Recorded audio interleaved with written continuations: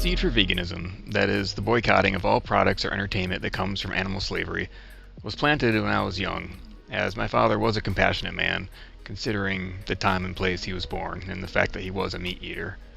He grew up in the 1950s, where the milkman was as common as the mailman. I still have one of my parents' old milk jars that I use for spare change.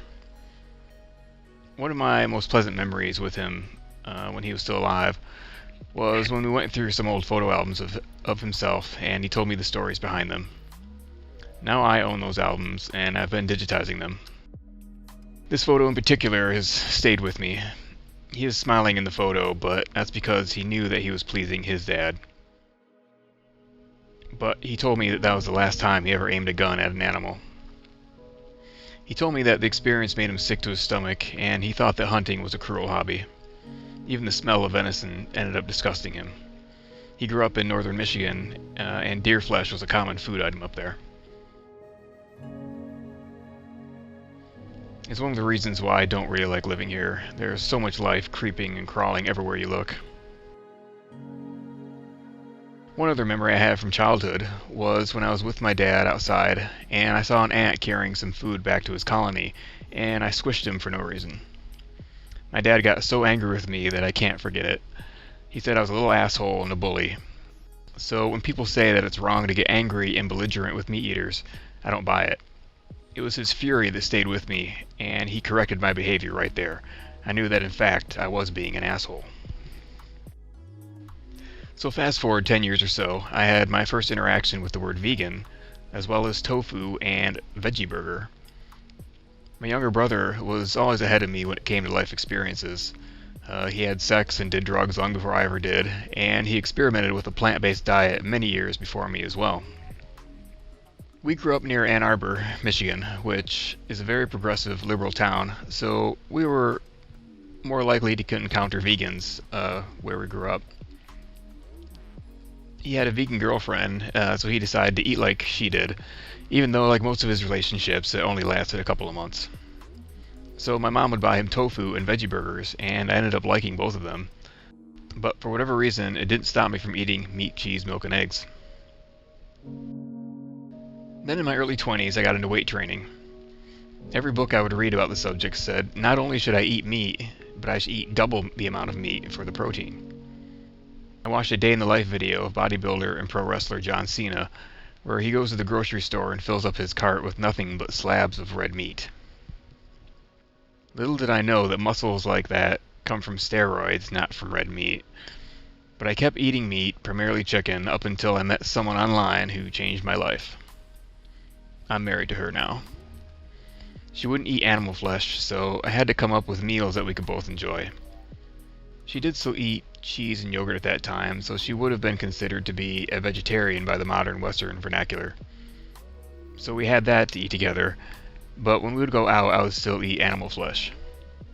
But the fact that she didn't eat it and didn't need it started to have a real effect on me. Back then, I really could not have considered giving up McDonald's. I was totally addicted to it. And then I had a fateful lunch with an old friend of mine who lives in Europe, and we decided to order a pizza. She was a vegan and asked if I would mind if there's no cheese on it, and that was just crazy to me. At first I didn't think a pizza could even be cheeseless, but I said sure, and it ended up being really delicious. So that further made me realize that I didn't need it. I tried to come up with rationalizations, but when I mentioned one of them to my girlfriend, she said that I was just being an idiot, and I realized that I was. I knew I had to have a come-to-Jesus moment, so I looked for some documentary to educate myself, finally, at age 32. I saw that HBO had recently done a film about Ingrid Newkirk called I Am an Animal. So I got a copy, and after my girlfriend went to bed, I watched it, because she can't stand to watch animal suffering. Within about 10 minutes of it, I realized that I had to become a vegan. I cried, I raged, I was furious, I was horrified, I was beside myself with grief. Grief that my old life of ignorance was gone. Not only was I going to have to give up eating animals, I was going to have to become an activist like Ingrid Newkirk was. I realized that I didn't want to be her enemy, I wanted to be her ally, I wanted to be like her. Many years later, the animal rights activist Gary Yourofsky told me that he liked getting emails from people letting him know that his message was received and that someone may have gone vegan because of him. So that made me email Ingrid Newkirk directly to thank her, and she actually took the time to write me back. We both agreed that just going vegan was not enough. I now had an obligation to expose others to the truth. So that was the very last day I ate meat. I will admit, though, that it took a few months to get the cheese and eggs out of my diet. I told my girlfriend to look up the milk industry, and she was so disgusted that she stopped eating dairy immediately. We ended up just throwing out the rest of our cheese. We also adopted our first dog around this time, and that experience also played a part in me giving up eating animals. I realized that there was no difference between my friend the dog and a pig or a cow or a chicken. There is no justification for what we do to them. Vegan food is just as good to me now as flesh food used to be, and it's not even difficult to find anymore. Yes, I did have to give up my beloved McDonald's, but it's a small price to pay, and I know I'm better off for it, and certainly the animals are. If you still want fast food, Taco Bell makes it very easy to eat vegan there. Just say you want your bean burrito fresco style, and they'll remove all the dairy. And also, I think some people feel intimidated that they have to give up all of their favorite foods all at once, and you can see from my story that over a period of months, I just gave up one food after another. First there was red meat, then chicken, which was probably the hardest, and then fish, and then cheese and eggs. So much like the indoctrination I received in my youth about God and all the lies I was told about sins and divine judgment, I was lied to about food, pets, leather, circuses, sports with animals like dog racing. In short, about all of the aspects of the lives and suffering of animals. I was never told that to make eggs, hens are crowded in 5 to a cage for their entire lives where they can't even turn around. They are given no compassion from their human torturers, only cruelty.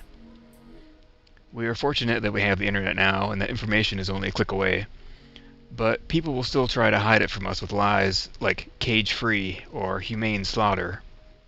If one wants to be an antinatalist or even environmentalist who isn't also a hypocrite, then one should at least try to live a vegan lifestyle. It's not doing harm passively. There's so many ways we already inflict harm that we can't do anything about, but here's one simple, one incredibly easy way to stop the torture, murder, and birth of innocent sentient beings. Thousands of them over a lifetime. There's simply no legitimate excuse not to do it.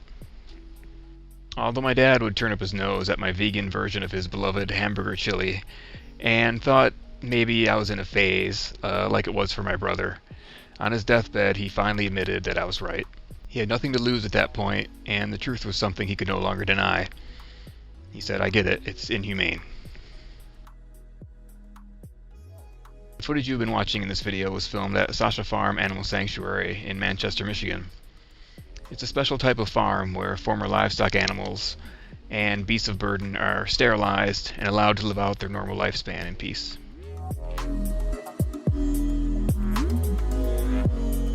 Thank you very much for watching.